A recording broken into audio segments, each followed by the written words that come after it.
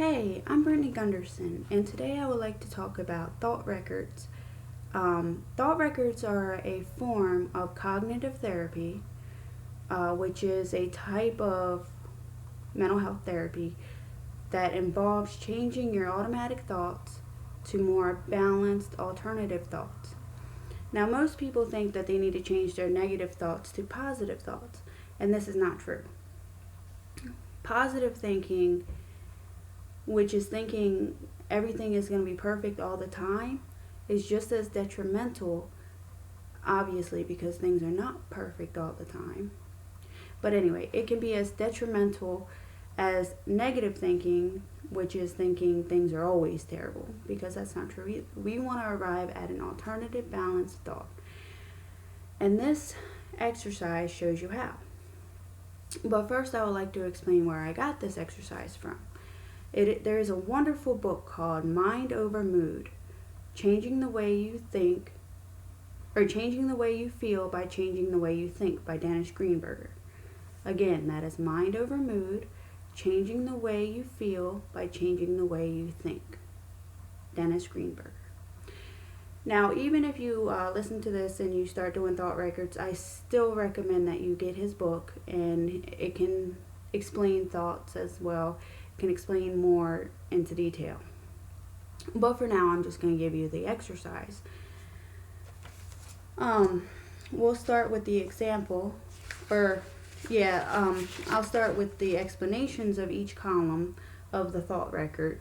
Now, the best thing for you to do is pause this video and jot down your own thought record and the information in each column, so you can then make your own thought records based on your own life situations.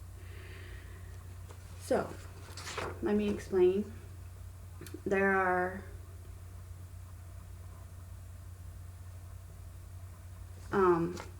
are the columns. There are 7 columns in all. Let me make sure this is right there. Okay. The first column is the situation. Who, what, where, when, and where. The mood. What did you feel, and rate each mood 0 to 100%, and also include your physical symptoms. Your automatic thoughts. What was going through your mind just before you started feeling this way? And then you circle the hot thought. This is your support evidence column. It is evidence that supports your hot thought, and the hot thought is the most emotion-provoking thought in this column. The contradicting evidence is evidence that does not support the hot thought, and you find the hot thought by the rating you give your automatic thoughts over here. So when you give your automatic thoughts, you give a rating and you find out which one has the highest rating, and thus you find your hot thought. Or it could just be simple, and you just know which one is your trigger that set it off. Okay, so then with these two, you come to alternative balanced thought. Write an alternative balanced thought. Rate how much you believe in each alternative balanced thought that you come to, and then your mood now. You re-rate the moods listed in column 2, as well as any new moods 0 to 100%. All the ratings are 0 to 100%. So this is column 2, and so you would use the moods from here, put them over here, and the ratings will most likely be different. So that is a thought record. So go ahead and pause it. Make sure you get all the information. Now this here is an example of a thought record. This would be the situation. So let's say we were at the store. I got overwhelmed and cried. It was 10 o'clock a.m. My mood is stressed 100%, embarrassed 50%, and overwhelmed 90%. My automatic thoughts are too many people. They will judge me, and my kids are embarrassing me. Now, in this situation, the hot thought is my kids are embarrassing me, so I circled it. It is the most emotion-provoking thought. Now, my support evidence is they are running around and screaming. My contradicting evidence is no one is looking, people have kids, and they understand. My alternative balance thoughts, based on what I've gathered here, is although my children may be embarrassing to me, people understand and have kids also. And I believe in this 90%. So once you think about it that way, then your mood now changes, and I go from being stressed 100% to being stressed 80%. From being embarrassed 50% to being embarrassed 20%, and from being overwhelmed 90% to being overwhelmed 50%. As you can see, it is a dramatic drop, but it is not a perfect drop. Most of the time you will not get down to 0% because you will still feel a little overwhelmed, a little stressed, a little sad, a little upset, a little shaky maybe, depending on your situation. But as long as it drops down dramatically from what it once was to what it is now, then you know that the alternative balance thoughts are working for you, which is what you want.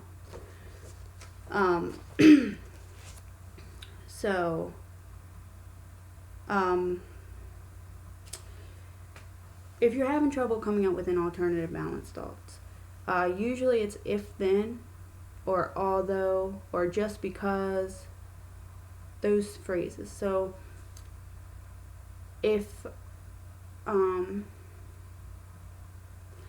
let's say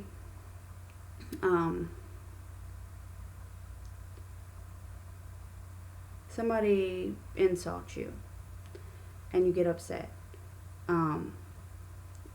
what you're thinking usually is the same insulting stuff that they said, but you're telling yourself that. So when you write down all your automatic thoughts, they're all going to be negative. And then when you get to, you find the support evidence and then the contradicting evidence. The contradicting evidence is very important because that is what will give you your alternative balanced thinking. So if somebody calls you dumb, you would think to yourself, well, your automatic thoughts was, oh my gosh, I must be so stupid, or I must be so dumb, and why do they think that, and all this other stuff. Evidence to support that is, well, I do dumb stuff sometimes. Contradicting evidence would be, I'm very smart, I have a lot of wisdom. So then your alternative balance thought would be, although I do dumb things sometimes, I am filled with wisdom and I am not a dumb person. That would be your alternative balance thought. Now, I learned about this last year, and I did about 5 to 6 thought records before I started being able to change my automatic thoughts into alternative balance thoughts without having to use a paper. I could just do it automatically. And so I went from negative thinking all the time to more balanced alternative thinking. And that is what really, really helped me in my process of self-growth. So, that being said, I do need to go over some exceptions or some extra notes that you should know. Also, I do highly recommend getting the book yourself, Mind Over Mood, so you can read through and get a better understanding like I have, that I can't possibly have enough time to go over everything with you. Because the book is, it's full of information that you definitely want to look into. But I do want to go over the depression and anxiety parts, as well as anger, guilt, and shame. So, let's start with the depression. Depression doesn't just describe a mood. It also involves changes in our thinking, behavior, and biology. Learning to change how you think is a main focus of cognitive therapy for depression. Medication can also be helpful, especially for people who experience intense or long lasting depression. With that, I want to say if you're very depressed, you should definitely go see a therapist. They will help you. You don't want to do it all on your own. You definitely want to seek some help.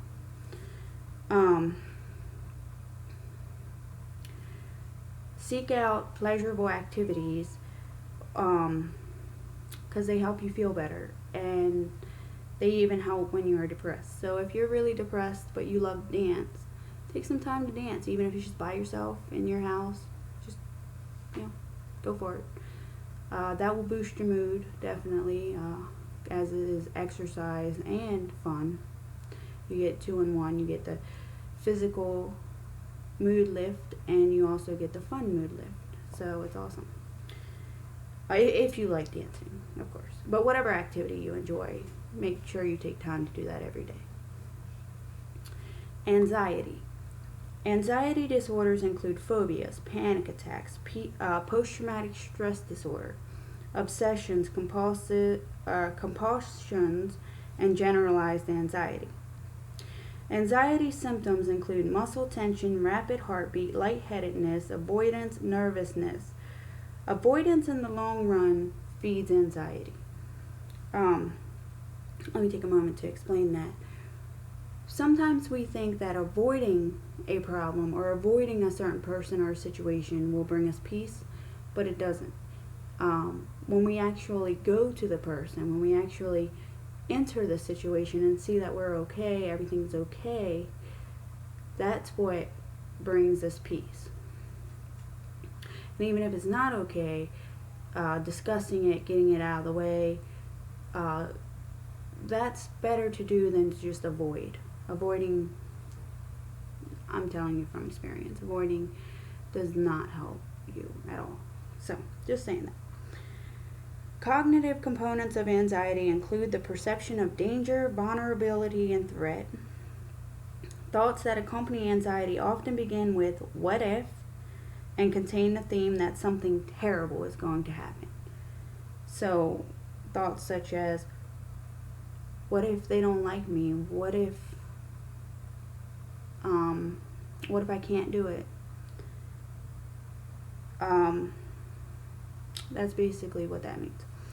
Panic is extreme anxiety accompanied by catastrophic misinterpretations of body sensations. Anxiety can be diminished or eliminated by cognitive restructuring, relaxation training, and overcoming avoidance. So, you have a lot of anxiety, just like I do. I have depression and anxiety, as well as post-traumatic stress disorder. It is very beneficial to go to therapy and to learn about different kinds of therapy, be it meditation, relaxation training, cognitive restructuring, cognitive therapy. You want to look into all that. So now let's talk about the anger, guilt, and shame. Anger is characterized by muscle tension, increased heart rate, increased blood pressure, and defensiveness or attack. The cognitive component of anger involves the perception of being mistreated or perceiving others as being hurtful or unfair. Anger is linked to a perception of damage or hurt and to a belief that important rules have been violated. We become angry if we think we have been treated unfairly, hurt unnecessarily, or prevented from obtaining something we expected to achieve.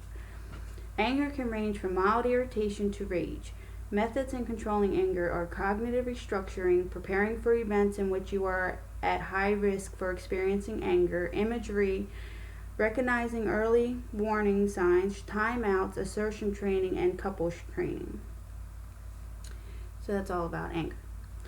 We feel guilty when we believe that we've done wrong. Guilt is often accompanied by thoughts containing should and ought. I should have, I ought to have.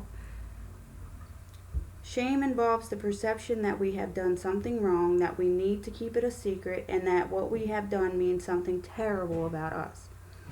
Guilt and shame can be lessened or eliminated by assessing the seriousness of your actions, weighing personal responsibility, breaking the silence, self forgiving, and making reparations. If you have injured another person, it is important to make amends for your actions. Asking to repair the damage you have done can be an important component in healing yourself and the relationship. Making amends involves recognizing your transgression, being courageous enough to face the person you have hurt, asking forgiveness, and determining what you can do to repair the hurt you caused. So, that is a little bit of the book of Mind Over Mood by Dennis Greenberger.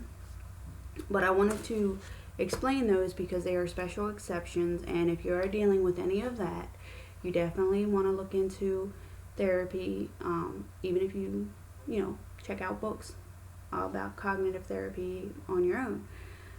And so I hope it helps, and you can contact me with your questions. So until next time, see you later.